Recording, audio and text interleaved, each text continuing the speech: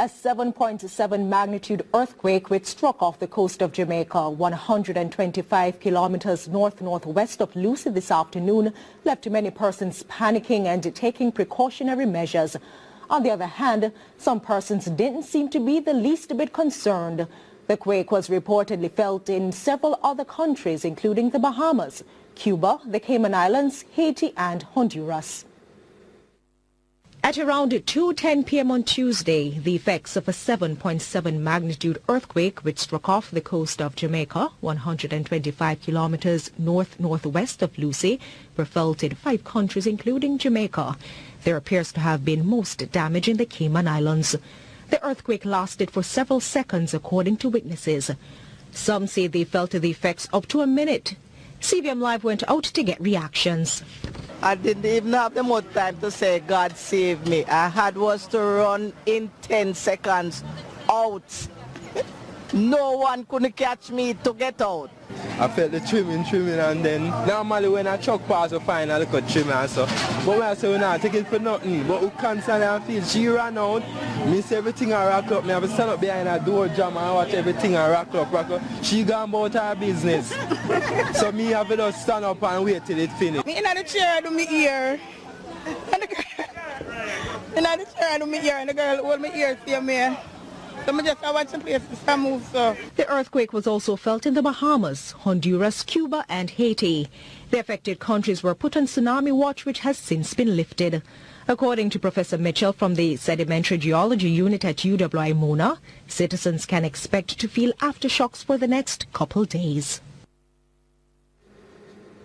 Rumors circulated this morning that there was a suspected case of the dreaded coronavirus at the University Hospital of the West Indies in St. Andrew. However, the Minister of Health and Wellness, Dr. Christopher Tufton, says there's no truth to the claim.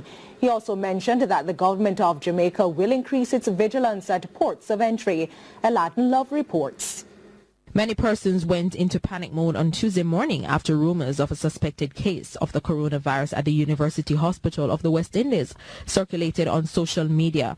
The Minister of Health and Wellness, Dr. Christopher Tufton, called an emergency press conference at his ministry on Tuesday afternoon in an effort to reassure the public that there is no case of the coronavirus in the country. Medical Chief of Staff at the University Hospital of the West Indies, Dr. Carl Bruce, told reporters that the patient who returned from China via New York recently was transferred from another hospital after experiencing flu-like symptoms. The patient does not meet the case definition of the coronavirus, and maybe PAHO and the ministry will comment on that afterwards. But out of an abundance of caution, the doctors just wanted to ensure that they discussed this. Although reporters prodded Dr. Bruce for the correct diagnosis, he asserted that he had to respect the patient's privacy, but once again reiterated that the patient did not meet the case definition for coronavirus. Dr. Bruce says the patient will be discharged as soon as all evaluation and testing is complete. Acting Chief Medical Officer Dr. Karen Webster Carr says samples from the patient will be sent to the U.S. for testing. As of today, if there's a sample, it will either be sent to our collaborators in the U.S., CDC, or to Canada, the Public Health Canada. The PAHO has indicated that they will support the National Influenza Center to have the facility to test in a short while. Test results will take around 2 weeks. At the same time, Health Minister Dr. Christopher Tufton says a travel advisory will take effect soon. He adds that active surveillance will continue at ports of entry. Coming in from China now should be avoided, and going into China should be avoided. I want to make it clear too, because Jamaica is a country that is very international in its openness, tourism industry very vibrant, that Jamaica is open for business. Depending on risk assessment carried out, persons coming to Jamaica will be quarantined. Dr. Tufton also mentions there will be deployment of more thermometers at airports and provisions to increase protective gears at hospitals if needed. Aladdin Love for CVM Live. In the meantime, members of the opposition remain skeptical of the utterances and assurances from the Health Ministry. There were also calls for the ministry to be more proactive in its response and preparation for the coronavirus. The issue was raised on the floor of the lower house of Parliament on Tuesday. More in this report. The opposition spokesman on health said he wants the health ministry to come clean with the country on the true state of affairs, particularly as it relates to the case handled by the UHWI on Tuesday. For Dr. Maurice Guy, the explanation that the case did not meet the case definition for coronavirus begged some questions. Footnote in the WHO advisory indicated that there are some instances where you have atypical presentation, and fever might not be one of those presentations. So if we're looking at fever, I know you're deaf. We're looking at fever, right? The reality is that we should also look at the atypical presentations. I am not ruling out, and I don't want to create hysteria and panic, but I think we should have a leveling with the nation on what is happening here. Dr. Guy called for the ministry to be more proactive than reactive in its response to the virus, claiming the apparent panic created by reports of a suspected case Tuesday was indicative of a larger issue. He says he will remain skeptical until there's confirmation from the laboratory that there's no case of coronavirus in Jamaica. What is happening is that the ministry suddenly recognized that it does not have the resources to deal with something worth happening in Jamaica at this point in time. MP for Northwest St. Anne was more strident in his questions and assertions to the minister. Dr. Dayton Campbell wanted more information on arrangements for testing, quarantine locations, and whether sufficient masks were available for healthcare workers. He also took issue with the health ministry's claim that there was no suspected case on the island. Nonetheless, the opposition spokesman on health said both government and opposition must work together to deal with the virus. Capital were left stranded today as the protest action over bad roads intensified. Robin Williams has this report. On Monday, taxi operators parked their vehicles and bore placards to voice their disgust with the state of the road from Falmouth to Wakefield. Tuesday, several residents joined the operators in their protest. Large stones and other debris were used to block the roadway, creating major problems for users. Several commuters trying to go about their business were stranded for several hours. One commuter told our correspondent that she had to walk approximately 4 miles trying to get to transportation. This emergency vehicle also encountered barriers. Like the taxi operators Monday, the residents say something needs to be done about the state of the roads. In the last 10 years, 2 parties come and the road not fixed. All they keep on doing, keep on patching the road. When rain fall, the road mess up. This time, all a person have to do is stand up for at least a week, because the government know 3 days, and then everybody let it go. And then after that, it gone back to normal. Keep on patching.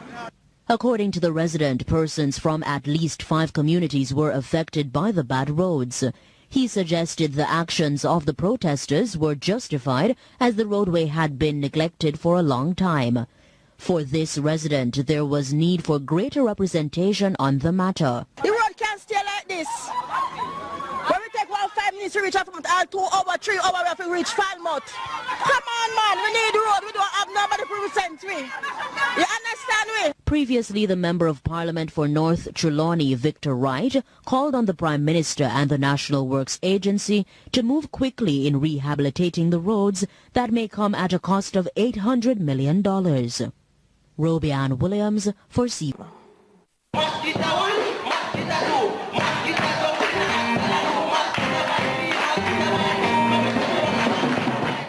Students of Kingston High School on Friday expressing their zeal in the fight against dengue. As of January 13, 2020, there have been 9,356 suspected, presumed or confirmed cases of dengue. The mayor of Kingston and St. Andrew, Delroy Williams, says it is important that students understand the importance of partnership in spreading awareness, not just about the dengue virus, but other ills within society. So far, the students have been responding very well. They have been about all morning and doing the cleanup, and they have been making themselves aware through various activities. They have just concluded a short concert, and the theme of that concert was really to bring awareness to the issue of the dengue virus and how they as students can help to prevent the growth of dengue breeding or mosquito breeding sites. Having observed waste disposal in the vicinity of Kingston High School by residents, Mayor Williams is once again appealing to them. They have to begin to take seriously the issue of garbage storage and, well, garbage collection, the difficulties and the challenges and the health risks that arise out of the improper storage and disposal of garbage. On January 25 and 26, eradication measures will be ramped up in homes and community spaces. The activities come at a cost of $1 billion and will see over 1,400 vector control workers across the island. The National Dengue Cleanup Campaign remains top priority, with Day 2 targeting homes and community spaces. And Raytown, one of the communities identified as critical, was on the agenda. Earlier today, the Minister of Health and Wellness, Dr. Christopher Tufton, caretaker for Central Kingston, Imani Duncan Price, the councillor for the division, Rosalie Hamilton, and the Kingston and St. Andrew Municipal Corporation participated in the activities. Dr. Tufton also reiterated the need to effectively tackle the dengue virus. What I'd like to do is to make this a norm, not a special occasion, because we're going to have to change lifestyle if we really want to tackle the dengue issue on an ongoing basis. The health minister says the first step in making this possible is bringing full awareness to the public through the public education program. He goes on to explain the severity of the virus. The cost, not just the cost of life, which is the ultimate grief, but for downtime, for illness, stopping from work,